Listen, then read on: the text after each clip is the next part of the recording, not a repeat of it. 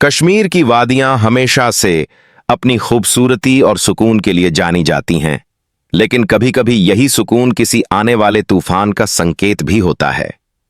ठंडी हवा, बर्फ से ढके पहाड़ और झील का शांत पानी बाहर से जितना सुंदर दिख रहा था, अंदर ही अंदर उतना ही डर छुपाए हुए था। आर्या पहली बार कश्मीर आई थी और इस जगह की खूबसूरती उसे अपनी ओर खींच रही थी, लेकिन उसके चेहरे पर हल्की मुस्कान के पीछे एक अनकहा दर्द भी साफ झलक रहा था। यह सफर सिर्फ घूमने के लिए नहीं था, बल्कि उन यादों से दूर जाने की कोशिश थी जो उसे हर पल परेशान करती थीं।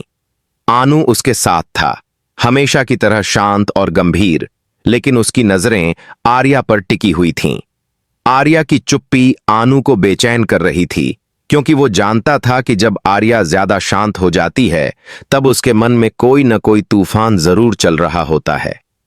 शाम ढलते ढलते आर्या झील के किनारे अकेले बैठ गई।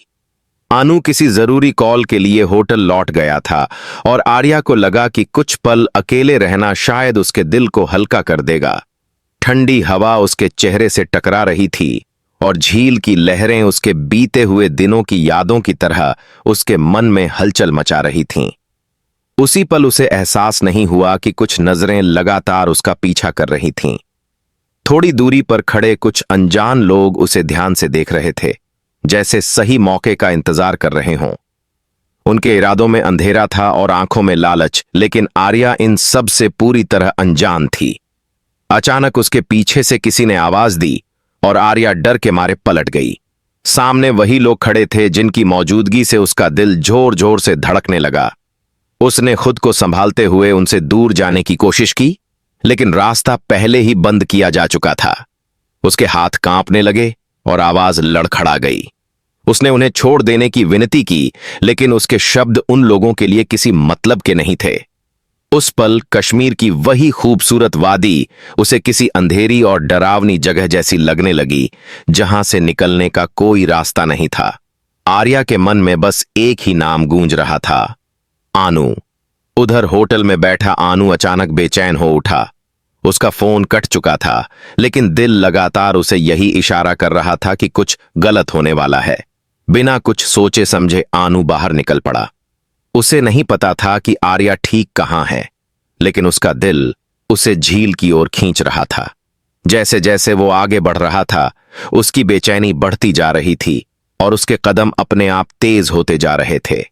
झील के किनारे हालात बेहद खतरनाक हो चुके थे।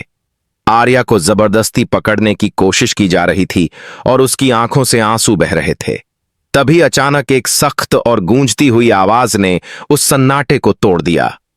वो आवत साप्पा आनू की थी। आर्या ने उम्मीद भरी नजरों से ऊपर देखा और उसे अपने सामने खड़ा पाया।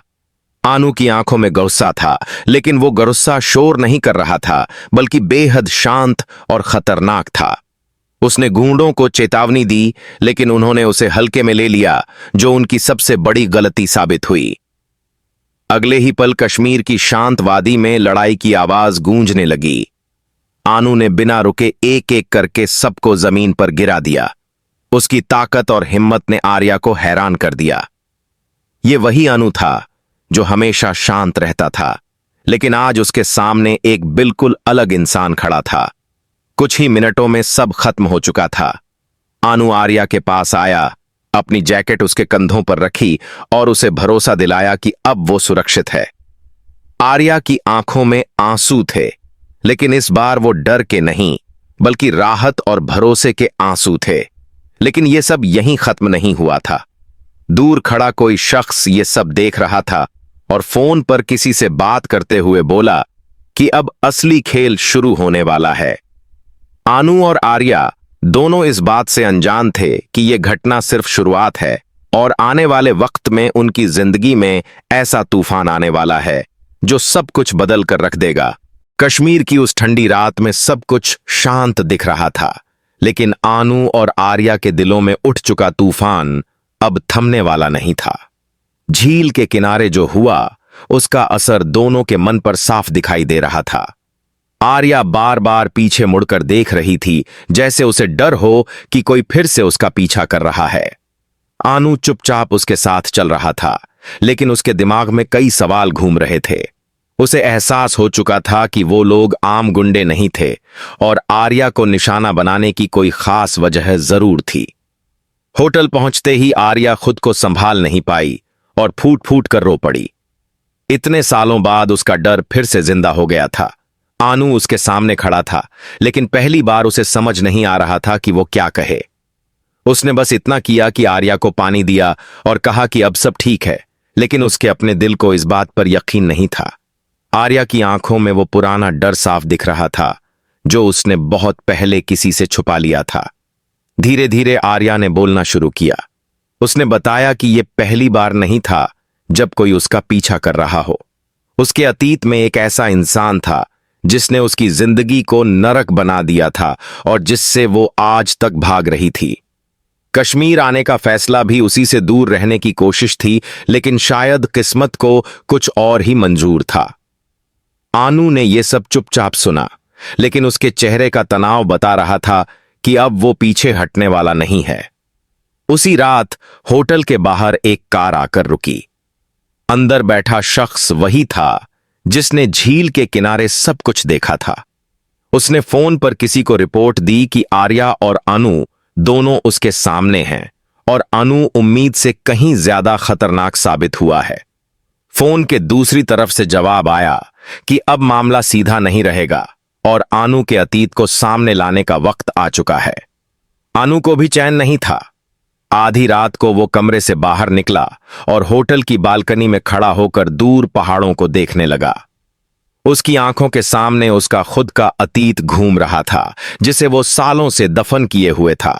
बहुत कम लोग जानते थे कि आनू पहले क्या था और वो आज जो शांत इंसान बना है, उसके पीछे कितनी लड़ाइयां और कितना खून पसीना छुपा हुआ है। आर्या को बचाते वक्त उसकी ट्रेनिंग और रिफ्लेक्स अपने आप बाहर आ गए थे और यही बात दुश्मनों की नजर में आ चुकी थी। अगली सुबह माहौल और भी भारी हो चुका था। आर्या ने आनू से साफ कहा कि वो उसकी वजह से खतरे में नहीं पड़ना चाहती। उसने कहा कि अगर जरूरी हो तो वो अकेले चली जाएगी। आनू ने पहली बार सख्त लहजे में जवाब दिया कि अब यह मामला सिर्फ उसका नहीं रहा। उसने वादा किया कि जब तक सच्चाई सामने नहीं आ जाती, वो आर्या को अकेला नहीं छोड़ेगा, चाहे इसके लिए उसे अपने अतीत से दोबारा क्यों न गुजरना पड़े। दूसरी तरफ उन गूंडों में से एक होश में आ चुका था और उसे किसी अनजान जगह पर रखा गया था। सामने खड़े शख्स ने उससे पूछा कि आनू ने उसे कैसे हराया। जैसे ही उसने आनू की लड़ने की स्टाइल और उसकी चालों के बारे में बताया, उस शख्स के चेहरे पर एक खतरनाक मुस्कान आ गई। उसे यकीन हो गया था कि आनू वही इंसान है जिसकी वो बरसों से तलाश कर रहा था। कहानी अब एक नए मोड़ पर पहुंच चुकी थी। आर्या का अतीत और आनू का छुपा हुआ सच अब एक दूसरे से टकराने वाले थे। कश्मीर की वही वादियां जो कभी सुकून की निशानी थीं, अब एक बड़े टकराव का गवाह बनने वाली थीं। किसी को नहीं पता था कि आगे क्या होने वाला है, लेकिन इतना तय था कि तुम से तुम तक की कहानी अब पहले जैसी नहीं रहने वाली थी। आने वाले एपिसोड्स में ऐसे राज खुलने वाले थे जो रिश्तों को तोड़ भी सकते हैं और जोड़ भी सकते हैं।